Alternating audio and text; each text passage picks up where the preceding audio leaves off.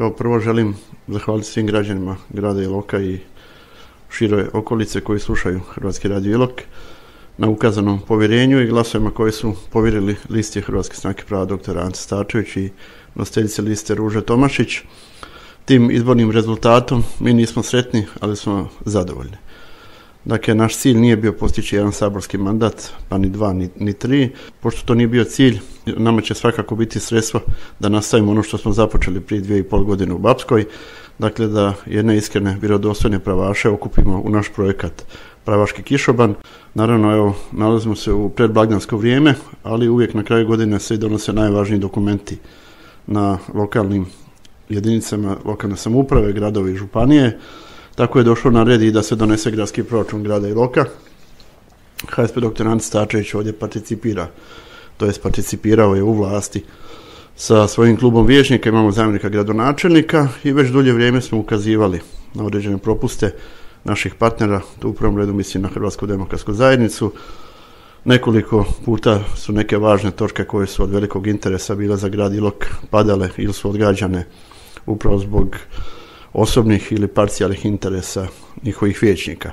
Mi smo tu bili vrlo korektni, stegovni, pokušavali smo raditi ono što je cilj svih političara u interesu onih koji su vas izabrali, a to je u interesu građana grada Iloka i pripadajućih naselja.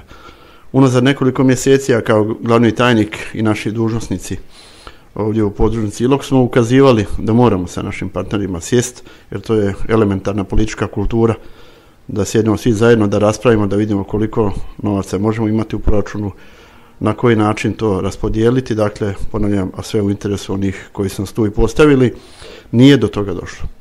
Od najviše razine do najniže razine, pa do gradonačelnika Miroslava Janjića, pozivao sam i do predsjednika gradskog vijeća gospodina Ivana Plazonića, sada novo izabranog, da mi moramo sjesti da vidimo, dakle nije se desio taj poziv, dakle HSP dr. Ante Starčević nije pozvan da sjedne, da sudjeluje u izradi ovoga dokumenta.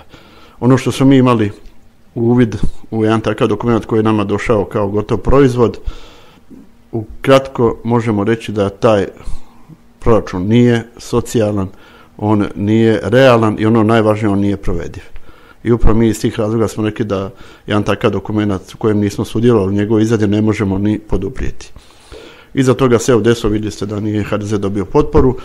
Dakle, mi samim tim smatramo da više nismo dio vladajuće opcije u gradu Iloku, ne našom voljom, nego voljom gradonačelnika i vjerujem i HDZ-a, vjerujem da oni zajedno dogovaraju, njima želimo svako dobro, dakle mi ćemo se odazvati rado prije nove godine ako nas pozovu, jer vidim da su sve druge stranke u Iloku pozvali na razgovor oko donošenja proračuna, nas nisu.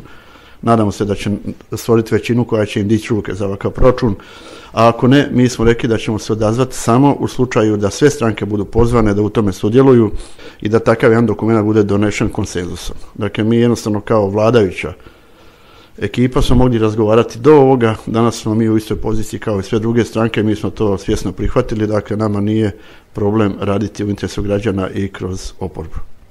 Naravno, u ovo predblagdansko vrijeme moram iskoristiti prigodu pa svim građanima grada Iloka, mještanima Iloka, Šarengada, Bapske, Mohova i okolnih mjesta poželiti svako dobro u nadolazećim božićnim blagdanima i naravno njima i njihovim obiteljima uspjeha i zdravlja u 2012. godini.